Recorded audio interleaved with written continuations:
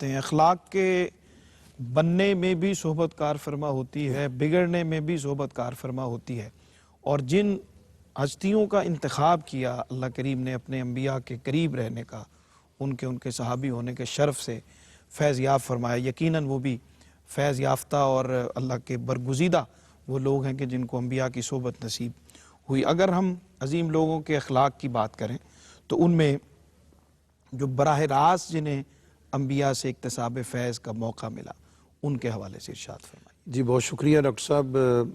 سب سے پہلے تو اس میں کوئی دوسری رائے نہیں ہے کہ اللہ تعالیٰ کی مخلوقات اور انسانوں میں عظیم تر انبیاء علیہ السلام، پھر ان میں رسول اعظام اور رسولوں میں پھر 4 اولو العزم رسول، اور پھر ان میں سید الانبیاء نبی کریم صلی اللہ علیہ وسلم ہے۔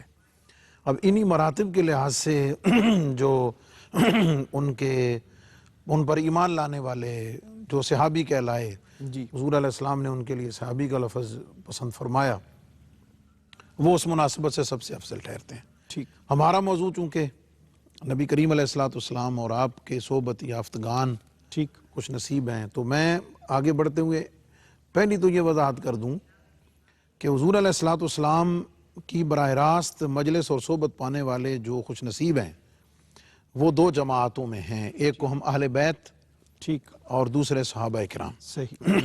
جب ہم صحابی کی بات کرتے ہیں تو اہل بیت اطہار اس میں شامل ہوتے ہیں، بالکل صحبت کے معنی میں۔ لیکن یہ بات مبنی بر حقیقت ہے کہ اہل بیت اطہار ظاہر ہے جو صحابیت کی شان سے بھی متصف ہیں، ان کا درجہ سب سے اوپر ہے، سب سے اعلیٰ اور سب سے آگے ہے، اس میں کوئی کلام نہیں ہے۔ تو ہم جہاں بھی اپنی اس گفتگو میں ان کی بات کریں گے تو وہ اس میں شامل ہوں گے، وہ اس میں سر فہرست ہوں گے۔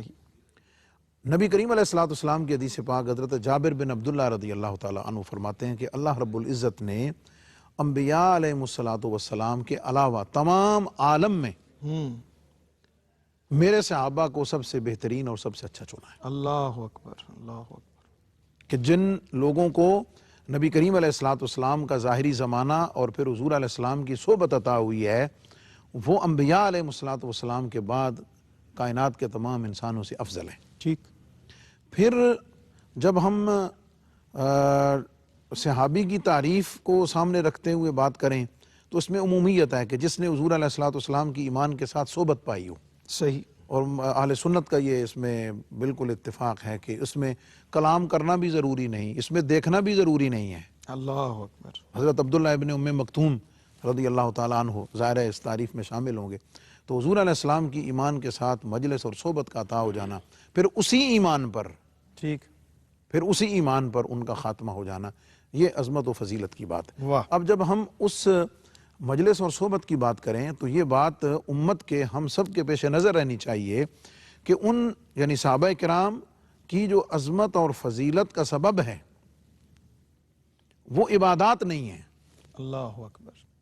یہ سب سے پہلے تو یہ امت کے پیش نظر رہنا چاہیے کہ ان کی فضیلت کا سبب عبادات میں سے کوئی عبادت نہیں ہے، ان کی فضیلت کا سبب صرف ایمان کے ساتھ چہرہ والضحیٰ کی زیارت ہے۔ سبحان اللہ۔ حضور علیہ السلام کی مجلس اس تعلق میں جو جتنا مضبوط ہوتا ہے، اب آگے ظاہر ہے وہ پھر اس تعلق میں، اس صحبت میں، اس کرم نوازی میں، اس خدمت میں، قربانی میں وغیرہ ذالک، وہ پھر ان میں ایک ترتیب امت نے بیان کی ہے۔